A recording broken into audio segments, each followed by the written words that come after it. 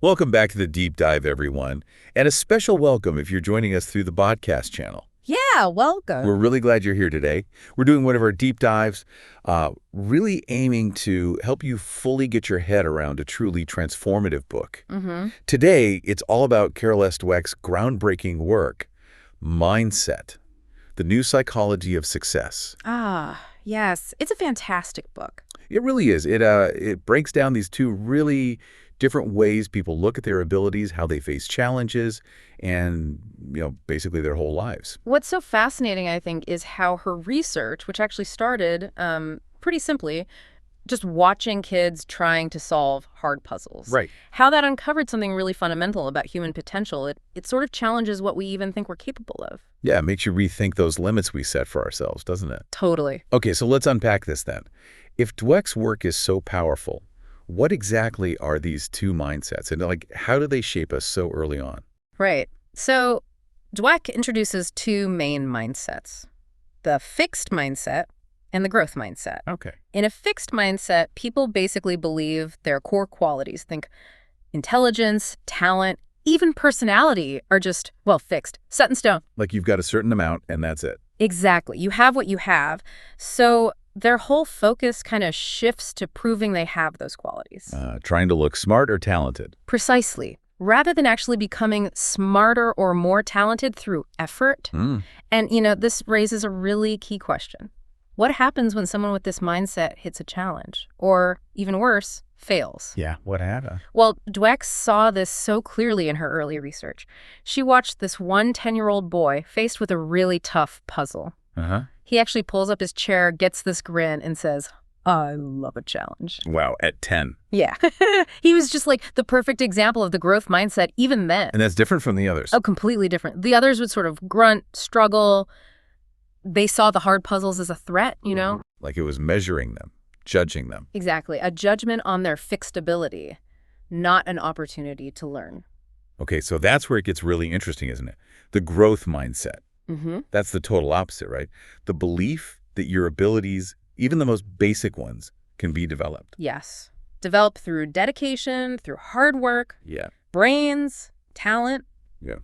They're just the starting point. It's just the raw material. Precisely. And this really shakes up that old nature versus nurture debate. It's not either. Right. You have neuroscientists like Gilbert Gottlieb pointing out that even our genes need input from the environment to actually work properly. So it's not just what you're born with. It's what you do with it. That's what really counts. Okay, that makes sense. Yeah, and Robert Sternberg, who's a big name in intelligence research, he really nails this point home. He says the major factor in achieving expertise is not some fixed prior ability, but purposeful engagement. Purposeful engagement, meaning effort, practice. Exactly. Think about it. This is kind of revolutionary. It means people we think of as geniuses now. Like Darwin. Tolstoy. Yeah, people like Darwin or Tolstoy, who are apparently described as pretty ordinary children. Oh, wait. Or think about sports figures like Ben Hogan, amazing golfer. Right. The best. Apparently he was super uncoordinated as a kid. Really? Or Cindy Sherman, the famous photographer, failed her first photography course. No kidding. Nope. Or Geraldine Page, brilliant actress, told she should give up acting because she lacked talent. Wow. The book shows how all these people achieved greatness, not because they were born with some magical gift, but through passion, serious hard work, and training. That completely changes how you think about potential, doesn't it? It really does. So the way these mindsets show up when things get tough, like with failure, that must be where you really see the difference. Oh, absolutely. It's stark, and honestly, sometimes quite heartbreaking. How so? Well, the fixed mindset often leads to this crushing feeling of being defined forever by one failure, one test score, one setback. Yeah. Think about that example of Loretta, just 5 years old, takes a test and decides she's not a true eagle. Oh, man. It's labeled forever in her own mind by that one score. That's rough. Or those really disturbing cases like the reporters Janet Cook and Stephen Glass. Ones who fabricated stories. Yeah, they literally made things up rather than risk looking less than perfect. Because failure felt final. Exactly, like a permanent judgment. It's almost like the fixed mindset doesn't give you the luxury of becoming better. You have to already be perfect now. Right. No room for growth. Yeah. Just Pressure. Huge pressure. And if we connect that to the bigger picture, that desperate need to already be perfect means you start avoiding challenges altogether. Makes sense. If you might fail, why try? Exactly. Dweck mentions this study where students with a fixed mindset actually saw their grades drop when they transitioned to junior high. Why? Because it got harder. Yeah, things got tougher, and instead of adapting, they just blamed their abilities. Said things like, I'm the stupidest. Ouch. Or they got defensive and blamed the teachers. So, no path forward. Right. Because they don't see setbacks as, information, as signposts telling them what to work on.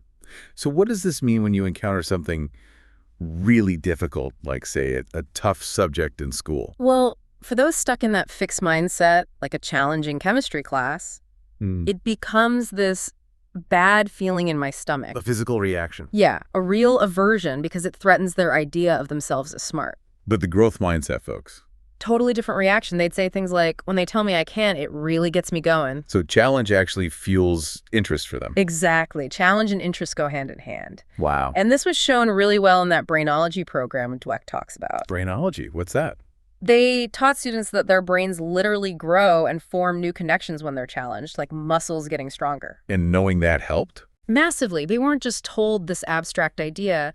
They were encouraged to actually picture their neurons growing. That's cool. And their grades went up, measurably. Just understanding the mechanism of growth was empowering. Incredible. Just understanding how learning works. Right. And the power of this mindset, it's not just academic. It plays out in huge public moments, too.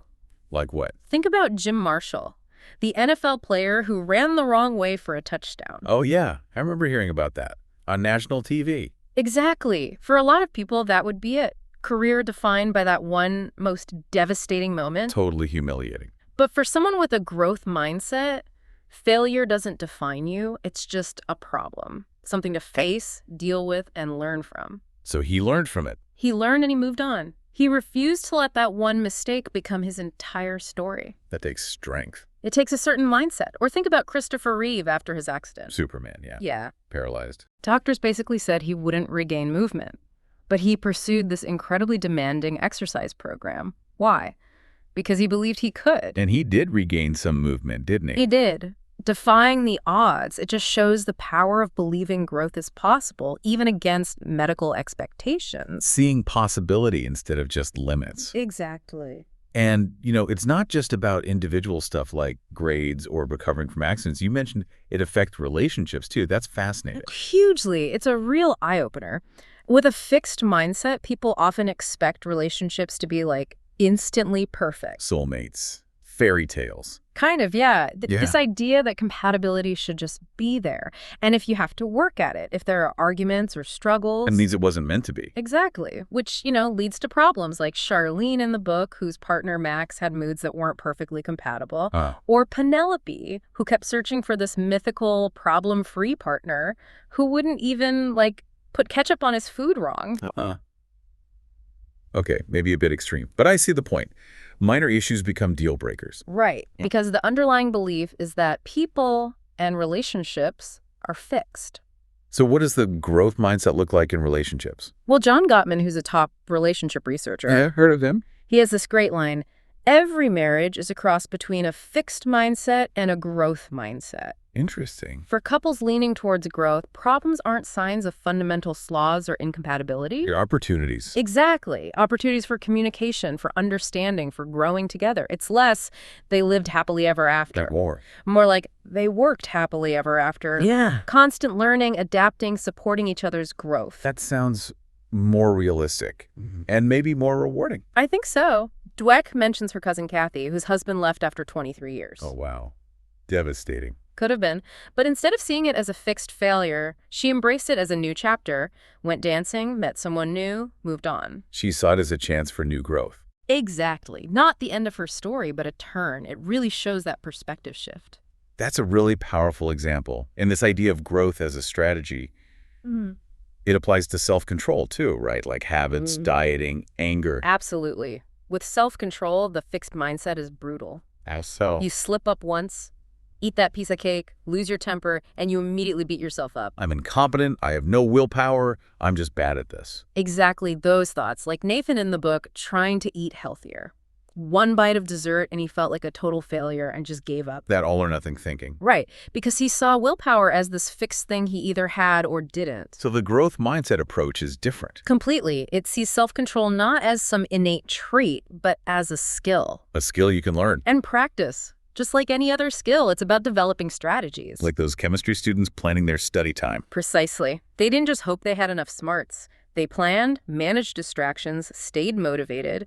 They treated studying like a skill to be honed. So if you slip up with, say, dieting. You don't label yourself a failure. You look at the strategy. What went wrong? What can I try differently next time? It's feedback, not judgment. Exactly. It's about cultivating self-control, learning from mistakes, adjusting your approach. Not about proving you already have perfect willpower. That feels so much more doable and less self-destructive. It's incredibly liberating, I think. Okay, so this stretches beyond personal stuff, too. You mentioned leadership and coaching. Yeah, the ripple effect is huge. It impacts entire organizations. How does that play out in leadership?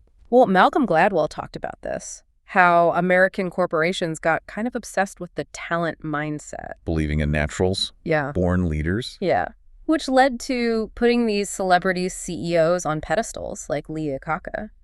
But it also, maybe more worryingly, contributed to scandals like Enron. How did the mindset contribute? These fixed mindset leaders, they often surrounded themselves with yes men, people who wouldn't challenge them. They avoided confronting problems, hid failures, because their main goal was protecting their image, their ego, as being inherently brilliant. So short-term image over long-term health. Often, yes.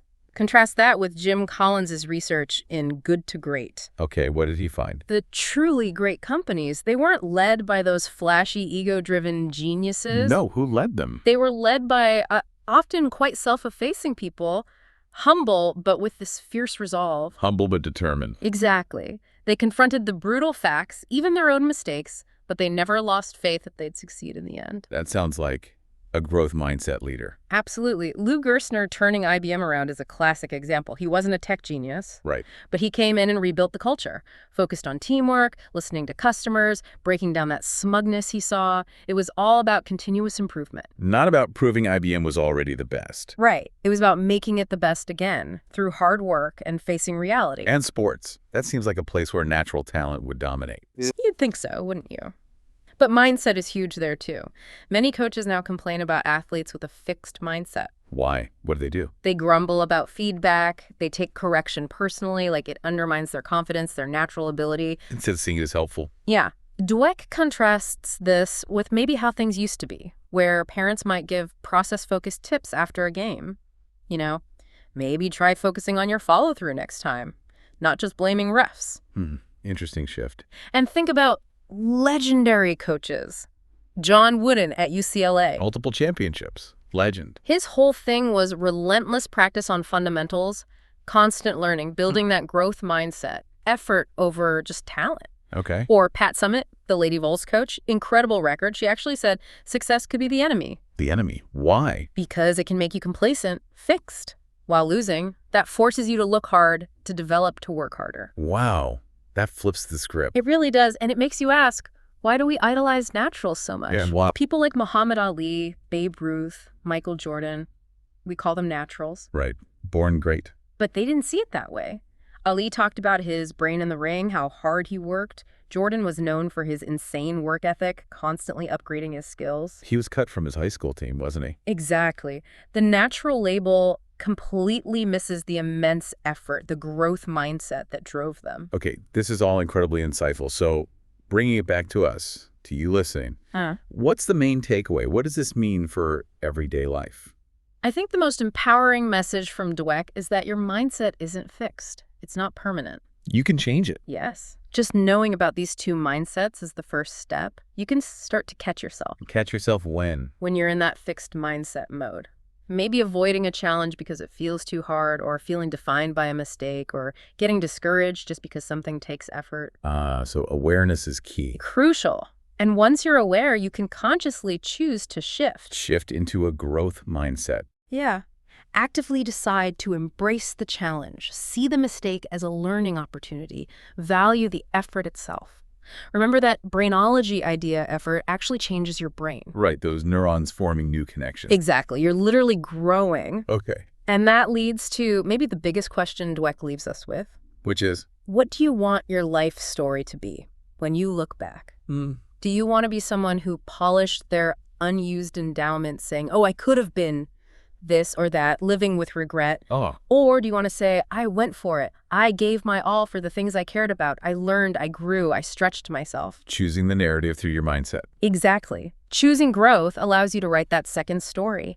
It's about opening yourself up to becoming more, which kind of paradoxically makes you more fully yourself. Not less, embracing who you can become. Perfectly put. Wow. Well, we really hope this deep dive into mindset has sparked some insights for you, maybe offered a new lens on things. Hopefully useful. And if you enjoyed this conversation, if you found it valuable, please do take just a second to hit that like button. Yeah, it really helps. It helps us reach more people like you. And sharing this content helps too, of course. Definitely. And we genuinely love to hear from you. What were your aha moments? How does this resonate with your own experiences? Leave us a comment below. Yeah, let us know your thoughts. Absolutely. Until next time, and keep growing.